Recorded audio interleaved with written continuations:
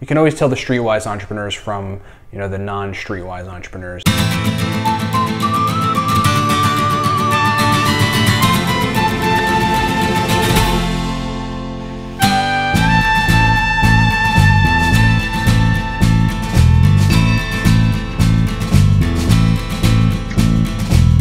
What does it mean to be streetwise? Let me put it this way. If you're not streetwise, you're gonna get killed out here. There's a certain way about somebody, a certain knowledge, a certain navigational capacity that people that are from the street and spend a lot of time in the street, in the thick of it, interacting with the world and interfacing with problems every day, that allow them to effectively navigate the murky waters of the real world. Being streetwise is understanding people's psychology, knowing what the psychological basis is of how they're behaving.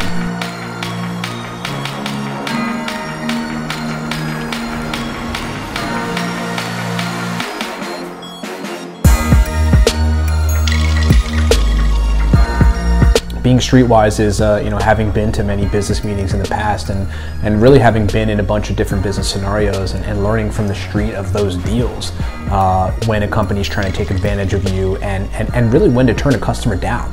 I'm not really calling foul play here. I would just like to address the discrepancy. Being streetwise is having so much skin in the game and spending so much time in the game over the course of years, many years. That you start to develop an intuition for how you think things are going to work. Like a lot of new entrepreneurs that aren't real streetwise to how things work out here in the business world, will take any deal with anybody. Oh, a multi-billion-dollar corporation wants to do business with us? Let's do whatever we can for them.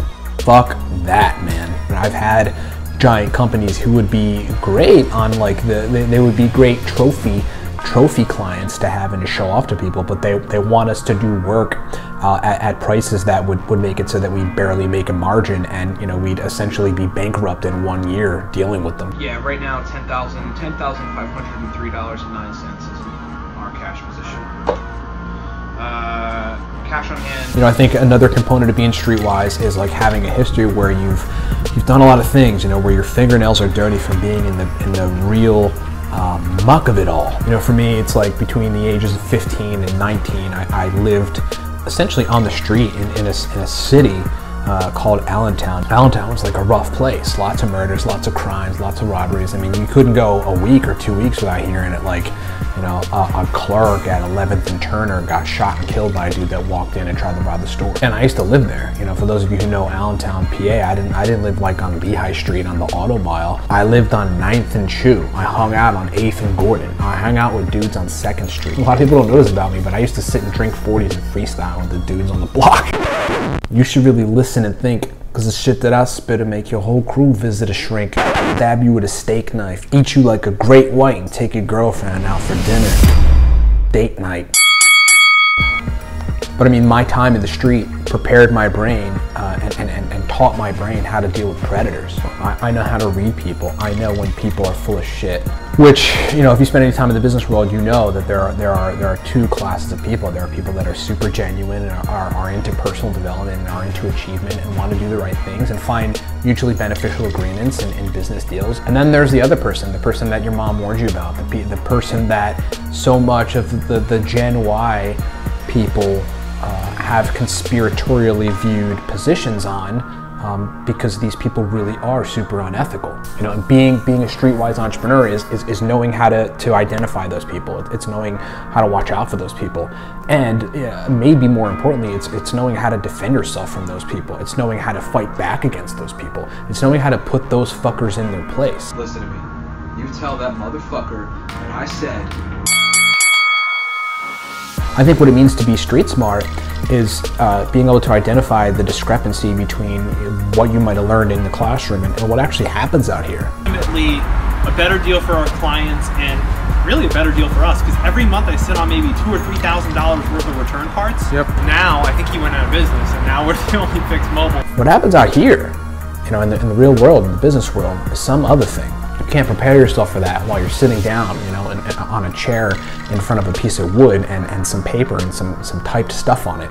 But, you know, you've got to be able to do both. It's not just about being street smart. I think, you know, you have to have a mix of being street smart and book smart. Like if you're an entrepreneur looking to raise venture capital money, you know, you've got to sit down with a venture capitalist that's brain, ideology, and structure of thinking is highly influenced by academia. You know, I mean, it's almost like you've got to be street smart to know that. Train yourself to go acquire the intellect to be able to communicate with those people. It's related to tech companies, but pitfalls related to general startup companies.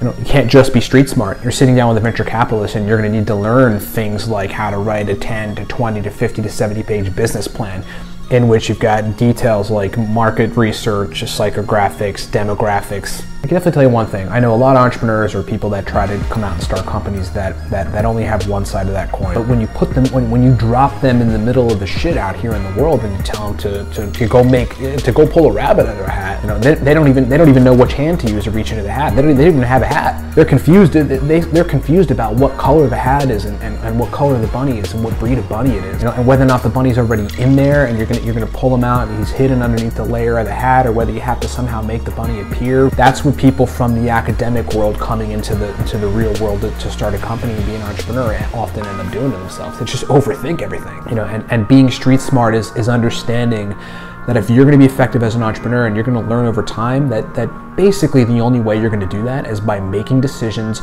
jumping headfirst into things, not knowing how the outcome is going to be, and then learning along the way and adjusting accordingly. So what, I don't have information about it. So what, I don't know the key players.